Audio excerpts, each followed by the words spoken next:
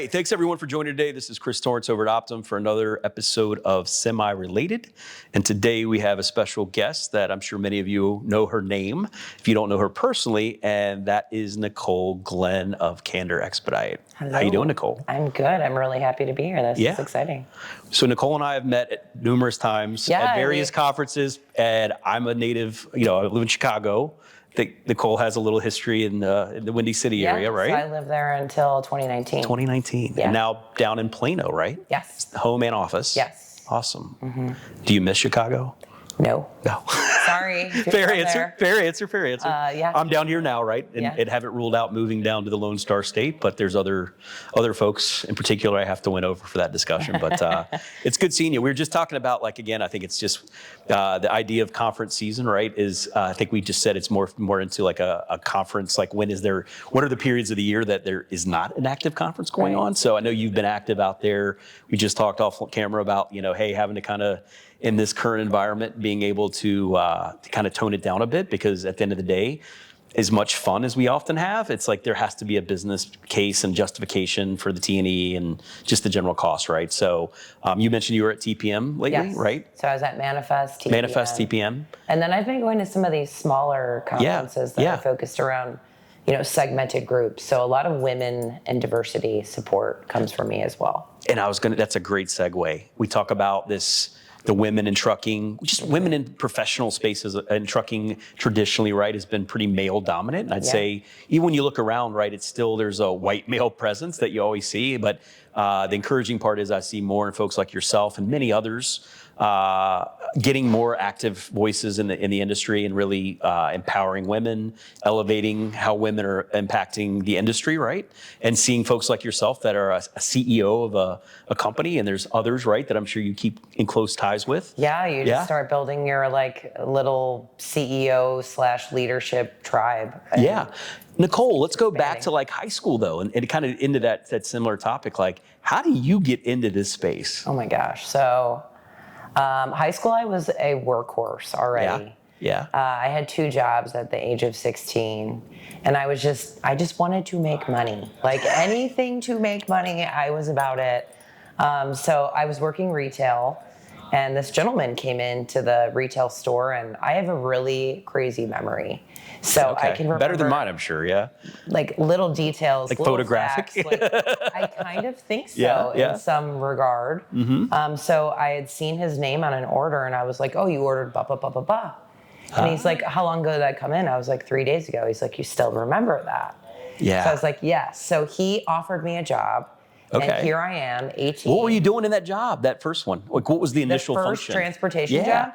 Well, I got in, we had T-card boards. Yeah. So this was where you would move, each shipment around as almost a note card. Yeah. But I was started off just filing and the basics. He was an outstanding coach though. Good. We had this thing where we put on the headset game, and it would mute, we could both be on there. He was so patient to sit there and train me, do you hear how this person said this? He would get to how they're breathing, how they're talking. Wow. He spent so much time training me that I think it was, consistently back and forth for about 3 years. And so by then, true mentor in a lot of ways. Yes, I was really running his brokerage.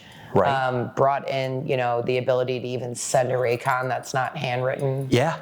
So it all was, relative to the times. Yeah. Right? Yeah. So it was my first dive into the industry, and again, when you said women are starting to be more prevalent in this, you're right. And I think we always focus on how many women need to join, which is true. Right. But being in it from 2000 to today, OG, we have literally made massive strides. That's right. Yeah. So which I applaud. I know. Yes. It's great to see. So that was my first, and I've done so many more, and eventually got the opportunity when I was in sales. Tell us about how the Candor moment, what was that epiphany or the moment in time where you're like, hey, I think I've learned this game. Well, I'm ready. The entrepreneurial hat starts to kind of what could I do? Or did it kind of transpire in a different, unexpected path? Unexpected. I was running a company alongside of someone who's still like a dad to me. I worked at K&L Freight in Chicago. Yeah. Yeah. And eventually got to where I was like helping the owner, like I was president, we were running it. Yeah. And it became like an intangible child to me. Like I loved this business so much. Yeah. And it just wasn't in the cards for me to have stake in that company. So it made me go, I actually want to do something to be secure, which sounds so funny. Right. And I'm going to go be an entrepreneur to be secure. That's like the worst concept ever. Everything relies on For all the you. founders or wannabe founders, right? Like take note. Yes. So I ended up leaving and I stepped into Candor. The concept of the name was on my mind like probably 2 or 3 years before. Because I always said, I had like notes in my phone, the note's still there of the company name that I would name my company. So you'd already put that much thought into it? I did, because being in this space for so long, I just saw how much non-truth was here. And it still is so present today. Yeah. And so I want to bring something to the table that is just blunt, forthright, honest. Candor. There's no lies, and it really radiates through everything we do. My team. Yeah, that's the cultural. Yes. Even you get in meetings sometimes, and I was driving here coaching one of my employees, and like, have you expressed your feelings on that? Have you called that out? Because that's how we're going to identify the root of a problem. Yeah. So candor is what lets you ultimately become better. Right. Yes. So how does that translate into going back to this coaching moment on the way over here? Was that a situation where it was a customer type or prospect engagement or internal, or what was, and again, I don't have all the context, but taking that notion of being candid and just getting to the point and maintaining integrity and all the things that I'm sure are part of that culture. Those lessons come through, all of those things you mentioned. This particular instance was, it wasn't, we have a lot of remote folks, people who are in different spots, and that presents different challenges, right? Of course. So you might just feel out of the loop of something or not as connected to a teammate, and you don't really know what's happening. And so it was one of those where I asked the question, like, do you feel like this is happening and you feel supported? And he goes, I have a feeling it's happening, but I don't know. Yeah. And so I was like, this is where you have to call that out. Yeah. And say, hey, if we're going to be successful, we need to be a team. Yeah. And so here's what I think we need to do for actions.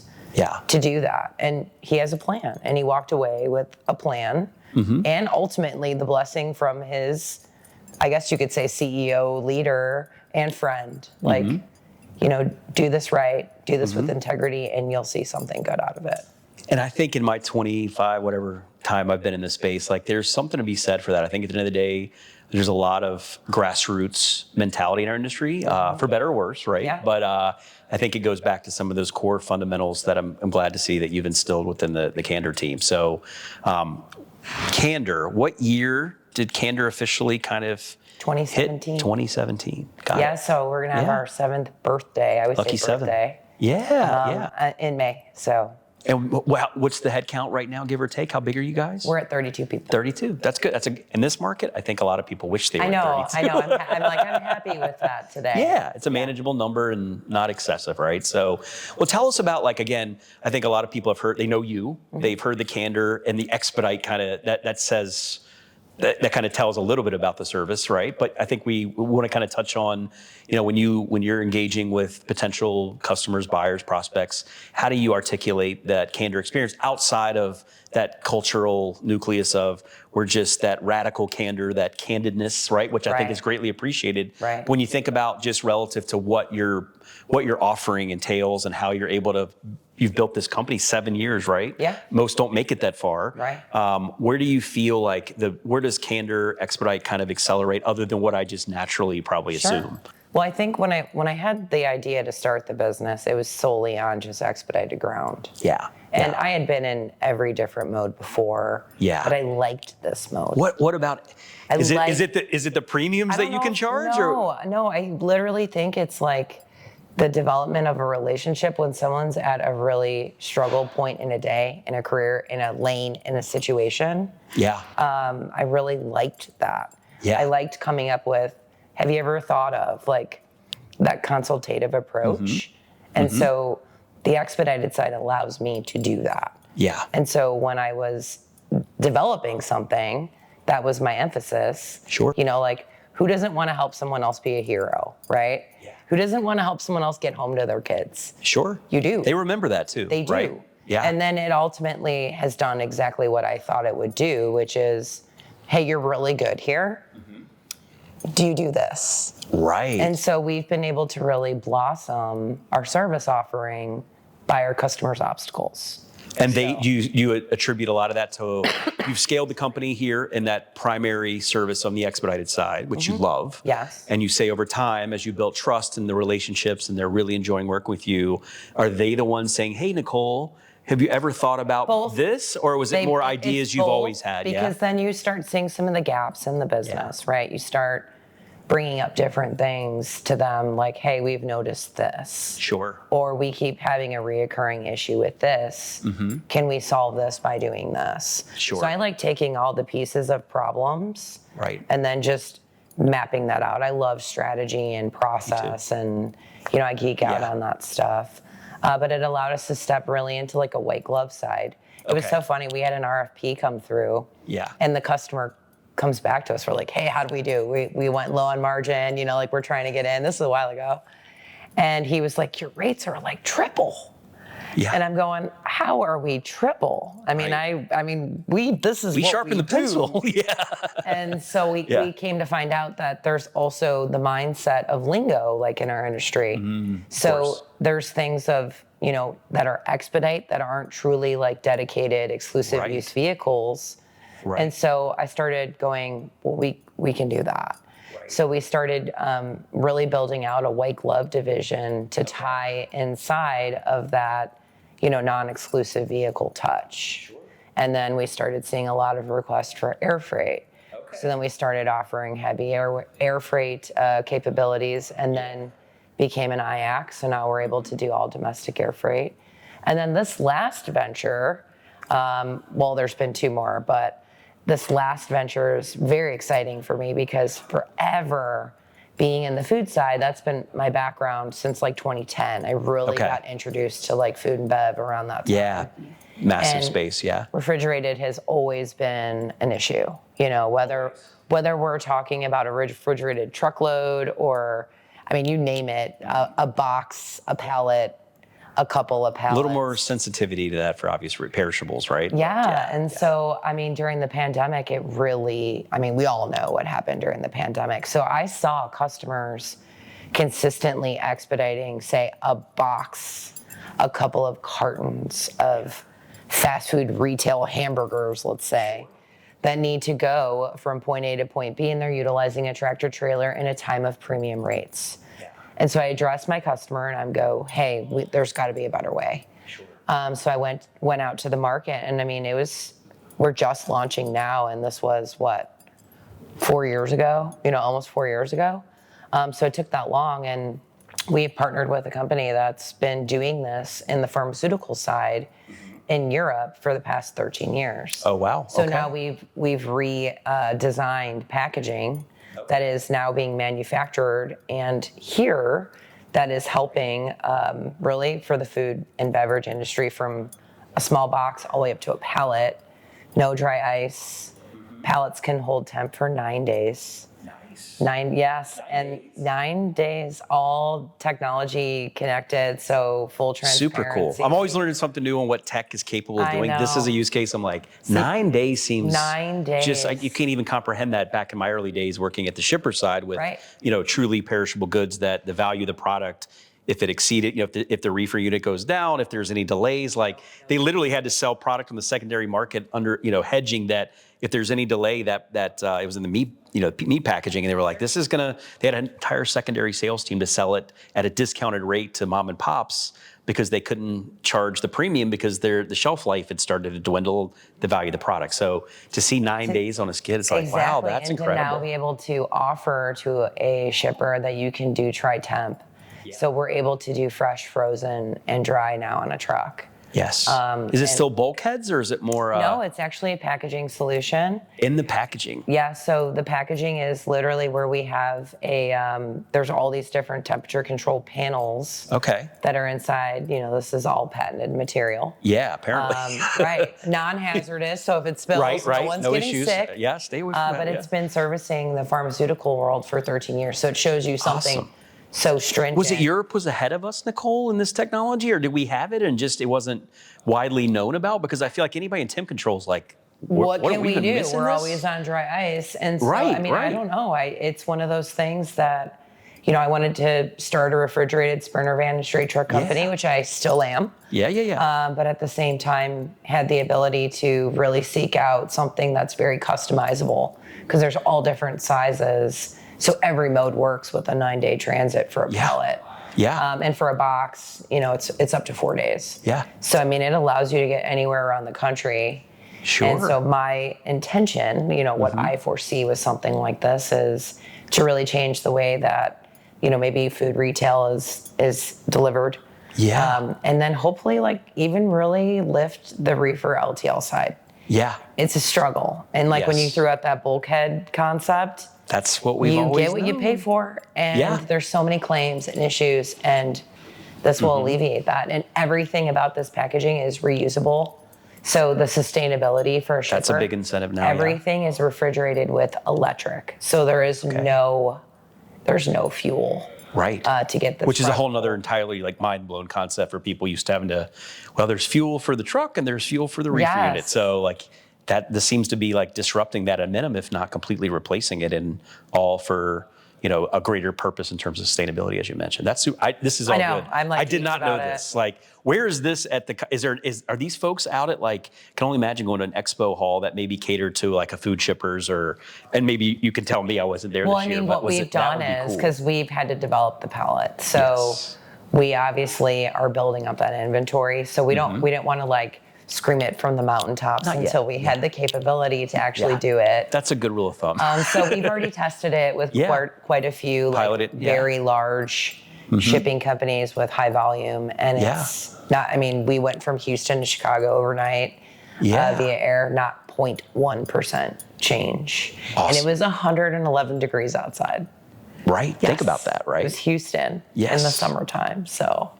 That's incredible. Yeah. I never cease to amaze me at what these ideas, even on the visibility, I was talking to a young founder the other day, and speaking of, visibility, I had some time in that space, and I went from ELD tracking, right? And then the limitation was, great, but as you know, it's okay, I've got to track it. If you're going end to end, right? I'm sourcing it from China. It's got to come over on the boat, and then it goes dark at the port, and then I get maybe back online in the dray. And again, anytime there's a modal or transfer of the goods, right? It's there's a period of a blackout where that's where things happen. So this founder the other day was in the paper and packaging. He's just trying to, implement this idea of a sensor that goes in the packaging material that captures everything that a lot of the software and even these companies with hardware pucks and trackers, but actually embedding it into the actual the corrugated box or the container. That's cool. That's how our temperature. That's how it's work. Yeah. Concept, and it also tracks GPS full from it being in there, and we have it up. And it detects. Cloud. It's tracking, so temperature variations, you can have shifts. Humidity. You can have tilt. We can have.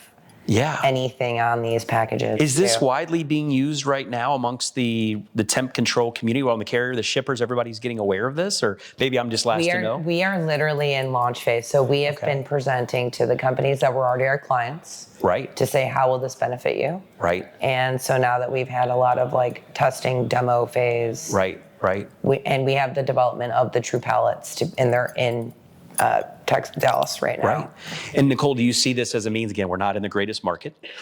You think of, during the COVID era, I can't imagine Expedited being any hotter than when everybody's looking to replenish immediately. I'll pay whatever. Yeah. Right. And just make it rain. Yeah. And then now we've seen everyone across the board, right? And we were talking this early off camera, right? Whether, just the whole mentality is now reality set back in of what goes up, must come down. But wow, it's come down. Yes. But it sounds like you've kind of okay, how do we navigate that turbulence of down markets, which you and I have seen over the years, right? Maybe not as pronounced as COVID, which I think people are comparing it I thought 08 was as bad as it get, and now we see COVID and what were the repercussions of that peak. Does this this concept you just mentioned on the packaging side, do you see that as a way to offset kind of maybe the downturn for expedited needs right now? And just as a, like if you ship any temp control, it would be valuable, right? And this is what, to your listeners to understand is you have to be more of a proactive business. And so this was a proactive need that, like I said, it took so many years to find it, create the packaging, test it. Right. So you can't wait until you're in a spot where things are challenging. You should be constantly thinking about tomorrow. And that's the space I live in. Like, what can I do today that will benefit tomorrow, even if it's something so far-fetched? And I love the idea of there's always an ability to craft a solution. You just have to be tenacious and keep looking. And you have that, it sounds like, from back in the day. And keep trying, And so, I mean, for me, I think the diversification, because if I just stayed, like we had said originally, from 2017, I'd be in a very bad way today. But that constant diversification on niches and things that connect. So I keep trying to see, or I shouldn't say keep trying to see, I see a lot of people just going, sure, we can do that, and they really don't know. Still stay in your lane, but at the same time, like, just keep building that value add to your customer base proactively. Right. Yes. Do you feel like, we have these conversations a lot. There used to be, the older days, the mentality was a little different. And now I think going back to this, there's this, we're forming these ecosystems, like you said, the niche spaces, like the riches and the niches mentality, right? And I do believe there's a lot of truth to that. And I'm starting to see more and more go to conference expo halls. You're seeing more and more specialized vendors that are like, hey, we're just going to tackle this one thing and try to be the best at it. Now that's great, but then there's these integrations and other partnerships. But I'm already seeing, what we talk about, the private equity mentality now seems to be kind of building out a portfolio of very complementary tech solutions and other players that kind of, again, complement each other. It seems like, are you guys seeing that? Are you seeing that trend as well? And maybe this ties into some of this initiative you just talked about. Is this a partner, or is this something that you think that Candor can bring in-house and kind of be a complementary in-house feature? This is an in-house feature. Awesome. So we've actually truly partnered to bring it in and have a U.S. entity and doing all of that as Candor. So it's called Candor Food Chain. Okay. So is this widely known right now, or is this, like you said, it's still kind of hasn't pulled the curtain completely back, but maybe this is... How about this? It has a LinkedIn page. Okay. As its own entity within Candor? Yeah. Okay. And everything's being built right now when we're talking about marketing and stuff. But I have no shame to share. I mean, it's one of those things that, press release will come out, I think, April 16th. So we're right on that cusp. And you've already got, obviously, in your diligence phase, you've done enough preliminary research and seen the appetite is there. And so it made it a worthwhile endeavor. That's super cool. And that alone could give, that is a differentiating solution that you brought into Candor. And I think that's going back to your earlier point. If you're not, this is, these founders in particular, it's like this idea of I've got to harden my product, but I need to innovate in parallel. And there's times you need to harden down on what your core product is. And there's times where, like you said, you don't have the crystal ball, but you've seen enough volatility and fluctuation and understand the buyer mentality of what else, what more? I want more. What other ideas? Bring me creative ideas. What am I not thinking about? What am I thinking about that is the wrong way to think about it? I like this, that your whole approach has been bring solutions, right? We know the problems. We know what traditionally has been defined as the solution. But as innovation just continues to evolve at a very rapid pace, it's I think that's something that even here at Optym, we're like, how do we stay on top of what's the next big thing? And that's part of my career. That's my maybe only strength, is being able to go, okay, what do I think is the next big thing? How do I get on those companies and take them as far as I can? And then inevitably it's like, okay, that's now older news and table stakes, and now we're ready to the next thing. And as we get into AI and stuff, right? Had to say it. That's my next. That's your next one, right? That's where I'm already heading to continually learn and understand and go, what could I do in my business to improve it that would ultimately help my customers and reduce their cost? Right. And so it's always looking forward. Right. But being a visionary, I am blessed to even have people that can do the day-to-day work. There's a lot of companies, even bigger than myself, that they don't have that solid, leadership team that that they can spend the time to go, get on planes. Like I had to go to Europe and I was gone, and I don't ever have to worry. And so I think the first step is always making sure, regardless of what size you are, is that you have a good to great team that can support you. Yeah, it comes back to that. And then obviously letting yourself be that, whiteboard, stick it up on the wall. I mean, I write all over if I was in here with all this glass, there would be lots of dry erase markers. Lots of dry erase markers happening. We do the same. For all the whiteboard, we're like, whiteboard, we want the Wolf Blitzer digitals. Sometimes the old school is just like, I just need to articulate this. And if I'm a visual learner, I need to write, can you see what I'm saying now? And sometimes it's the simple things, right? That like, sometimes the light bulb goes off through a whiteboarding exercise. So I'm still a big fan at every office here we have. Yeah, it's perfect, But for me, like when I'm on a call with someone or I'm networking with them, even if they walk away and they dropped a name or they said something and it sticks out to me, I'm taking a note. So like my cell phone is my best friend. Everyone who has a little planner, that's cool, but I put everything there and then I can file it and then I go back. I'll text myself something and then add that to my notes because I'm always trying to hear, who should I know, when should I know it, and where are we headed type of mindset. How has that always been part of your DNA of that kind of mindset? Or how have you gone from, and again, it's just the natural evolution of kind of maturing and more knowledge gain, but how have you kind of come into your own in that regard of, you take your approach of you hear so much, right? Yes. How do you take out the noise and the minutia and just like, hey, I know I'm looking out for my business, my team. How do you weed out the endless amounts of spam and solicitations and conversations at conferences that, you're having to go like, I want to talk to you, but I really need to talk to someone else. Like, how have you gotten to be able to do it in a way that I don't think anyone would ever be like, Nicole just seems standoffish, right? It's always, she's so warm and friendly, but in your mind, you're probably like, hey, I've got a lot of other things up here I need to accomplish. How have you created that skill that enables you to kind of do that with the assistance of your mobile device? Well, I mean, it is definitely your network. So like the cold spam emails, I mean, I can't tell you what my LinkedIn looks like. It's just terrible. So I just start focusing on, who do I know? And really this happened, I would say probably in the very beginning of the pandemic. Yeah. Because we were all secluded. All of us. And so I started this whole concept of networking with 10 different people that were way above me intentionally a month. And so I would reach out to them and be like, hey, this is who I am. I would be like very transparent on where I was in my business. And, I started having these great networking calls and developed some outstanding mentors. Yes. And then you just get comfortable.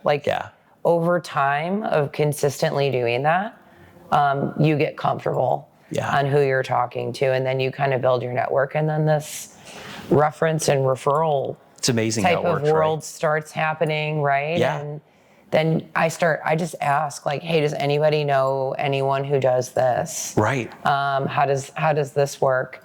But when it comes to using my phone and my ideas, probably 90% of my ideas get shut down from my COO. Right. And that's intentional. Right. Because he needs to be my best. The reality check, yeah. Yeah, I mean, if it was up to me, I have like 5 different software things I want to create.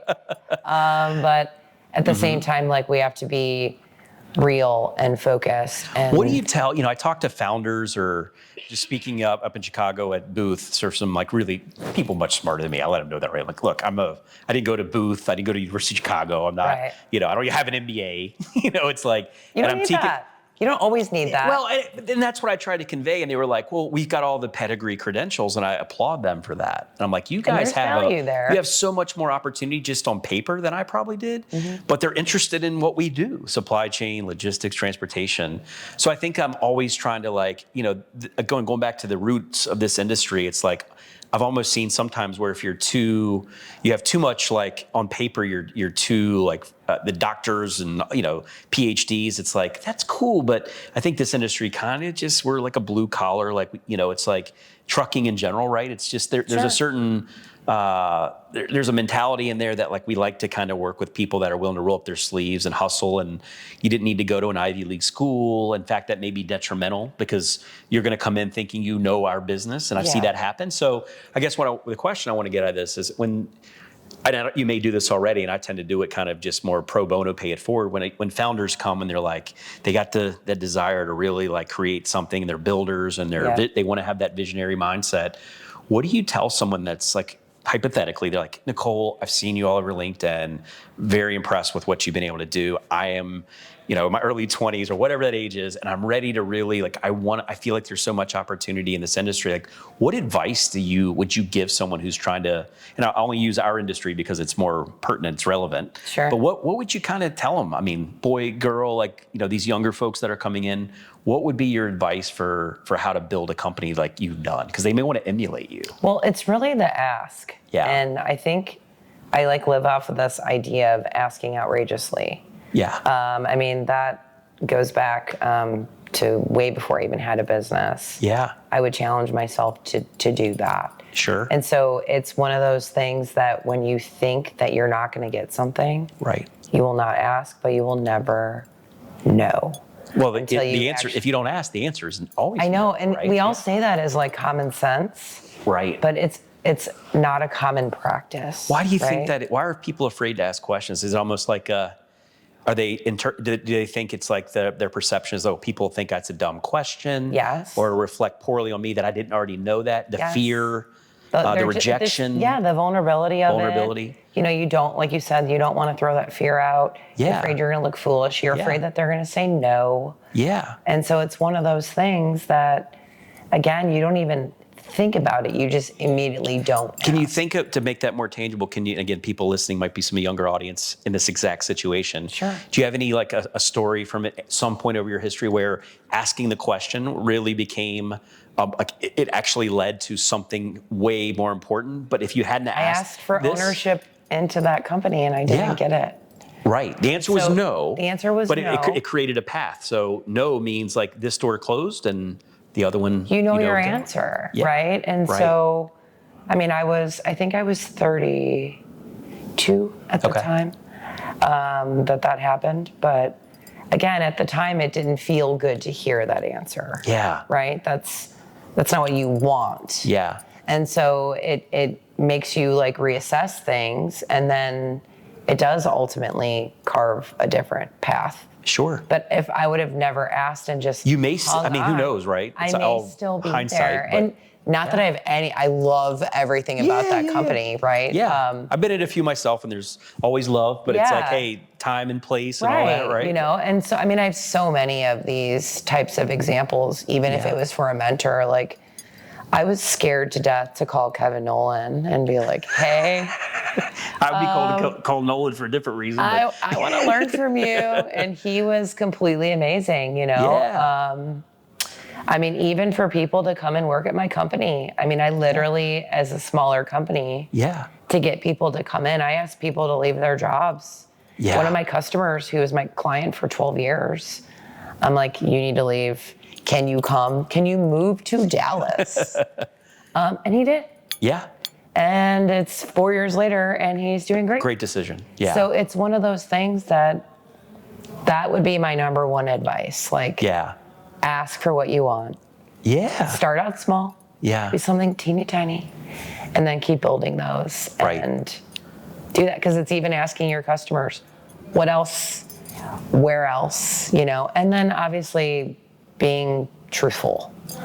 So that's another thing. How do you navigate that, right? Because I feel like in tech is guilty as anyone, right? It's hard. Where are the flying trucks that we were told about, 5-10 years ago, right? And I think that's in a commercial role, and I'm sure you have to wear that hat a lot, right? You're the face of the company.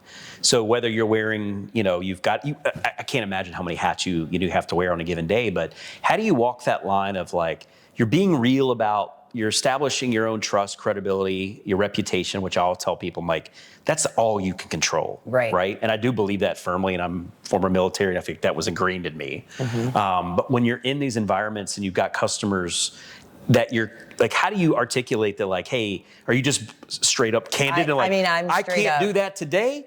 I can probably do that in 6 months, or I'll never do that. Is that kind of, and just I am completely level set right there. Straight up. And I think there's something to be said for that. Yeah. People appreciate that. But I still struggle, like when it's more on a personal level, even if it's an employee that might be trying so hard and they're just not getting working. it. How do you not working? How do you address? Yeah, that's a really tough one, right? It was so hard for me for so long. I mean, I had people on my payroll for probably a couple years longer than what they should be, been. Right? Yeah. And it's one of those things that you start developing relationships. Yeah. So, I mean, I literally had to just do it once. Mm-hmm.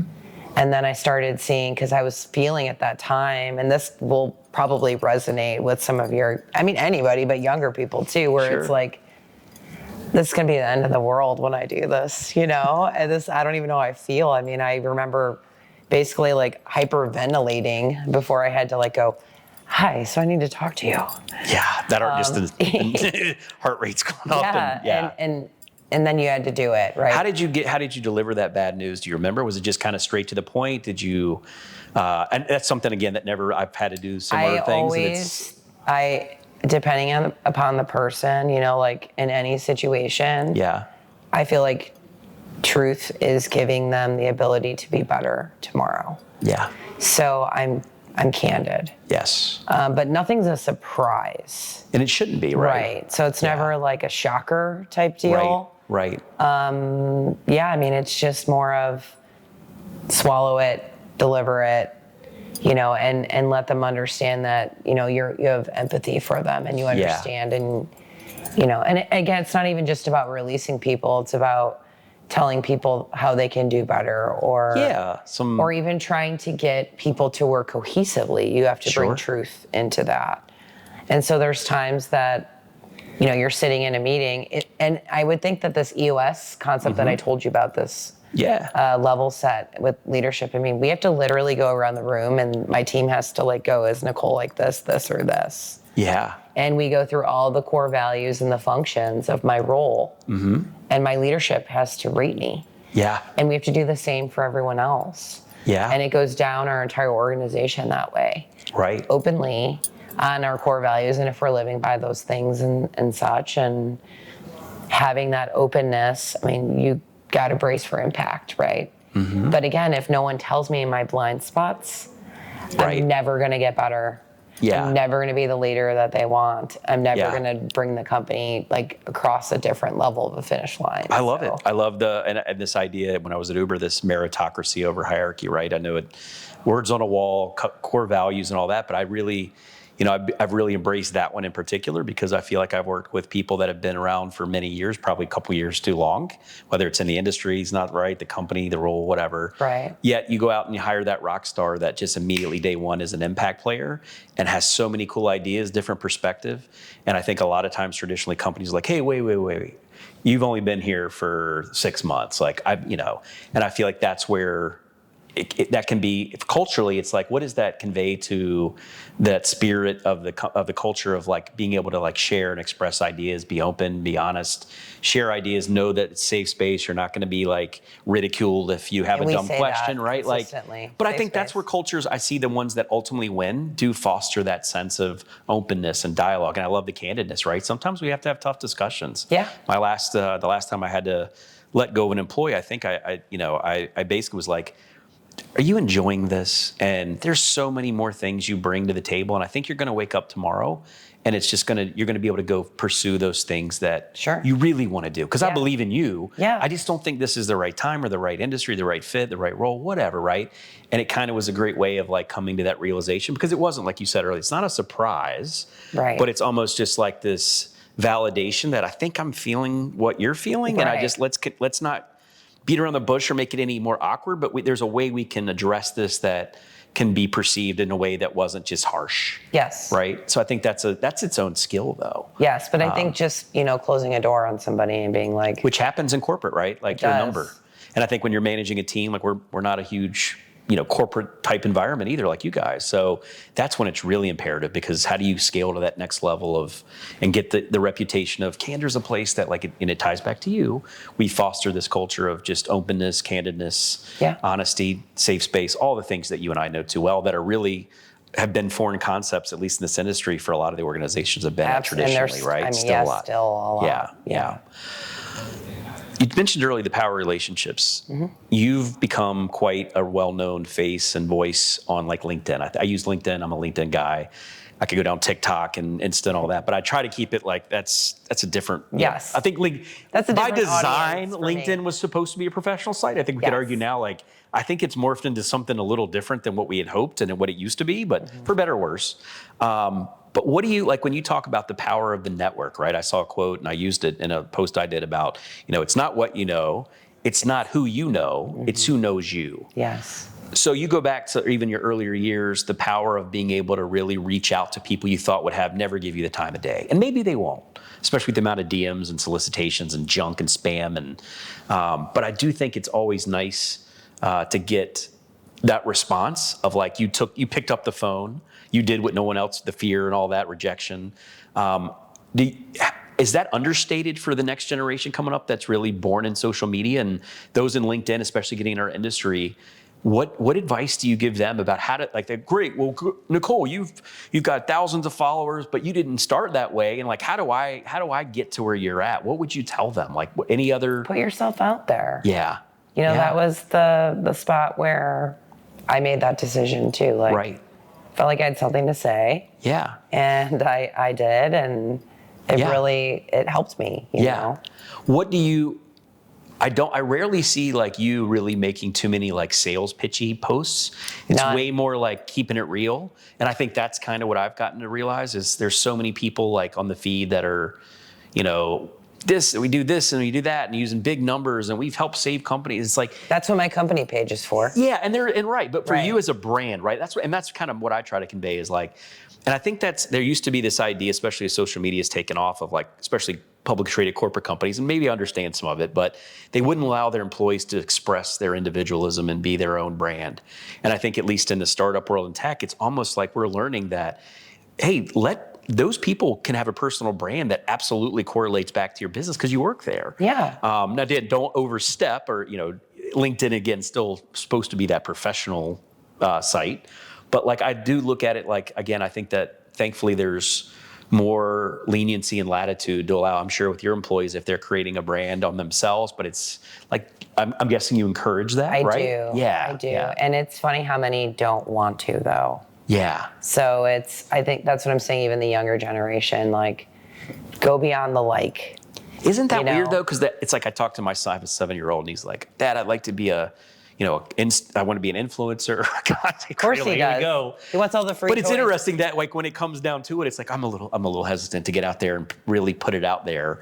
And it's like, well, which is it then? Because you got everybody that's ever achieved anything in that influencer status has probably made a few missteps along the way. Sure. And you can't. Your content's never going to appeal to everybody.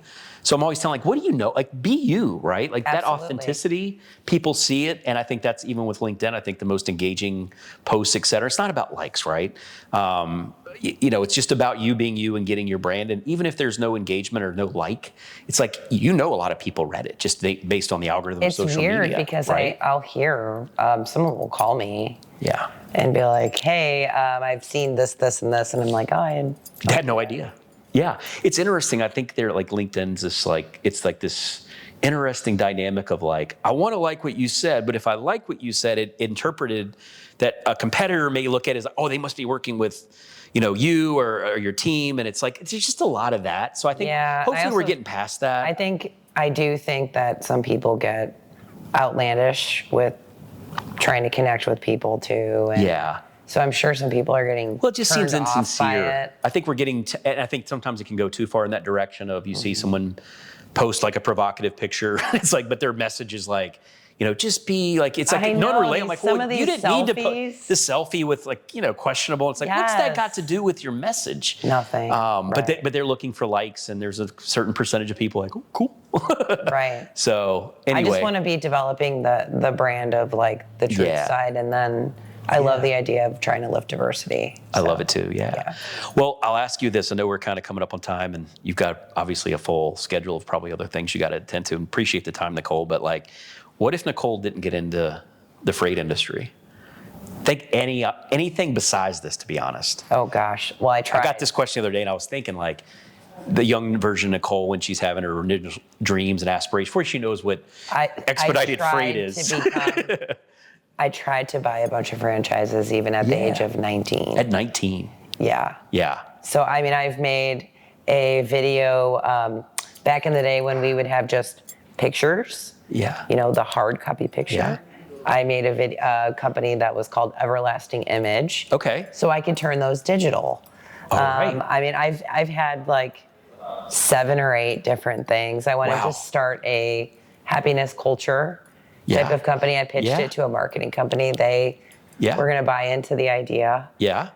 So I love the idea of marketing and, you know, serial entrepreneur. Yeah. So I think that's where I would have gone then. Eventually, yeah. And what about the future of Nicole and Candor? Do you see yourself riding into the sunset? Or it sounds like you have so many other ideas that may or may not be related to this industry that you still want to pursue, but just no crystal ball. I mean, I really want to build up this this cold venture that it's so exciting. Yeah. And see what I'm intrigued as much as anything we talked about the cold venture. That's cool. But I definitely want to have some additional businesses. So now I've gotten on some boards. So now I'm doing non-for-profit. Yeah. So I'm joining, it's called the Gift of Freedom. So it's helping people that have been trafficked with big topic counseling. Yeah. And then I'm on Blended Pledge to like raise money so people can go to conferences. So I think something of goodness as well as maybe something along the line of marketing and people and culture. And if you can make a little money, that doesn't hurt either along the way, I guess, right? That would be great. That would be helpful. Yeah. Awesome. Well, Nicole, how do people, I think we all, at least I can imagine, we talked about LinkedIn. How do people find you if they are like, and you mentioned earlier, don't be afraid to ask. So I'm hoping that anyone tuning in, like, I really want to talk to Nicole. She seems great. I don't want to say put your cell phone out there, but again, LinkedIn DMs is your preferred. Is there any other You can contact also methods? email me too. Like it's just nglenn@candorexp.com. Okay, so got it. LinkedIn, I see it all the time. So same, yeah. No sales solicitation, but that's a whole. I'm going to have someone on about. That's going to be a full hour discussion about the give and take of the sales process and how broken it's gotten. But that's for another podcast. But well, Nicole, again, thanks, and thank you. It's great to finally get you in here when I'm visiting the Lone Star State, and knowing you're in Plano and we're in Capel here. We'll hope to do it again sometime. Sounds good. Awesome. Well, thanks everybody for tuning in today, and again, awesome Nicole Glenn. Check her out. Thank you guys.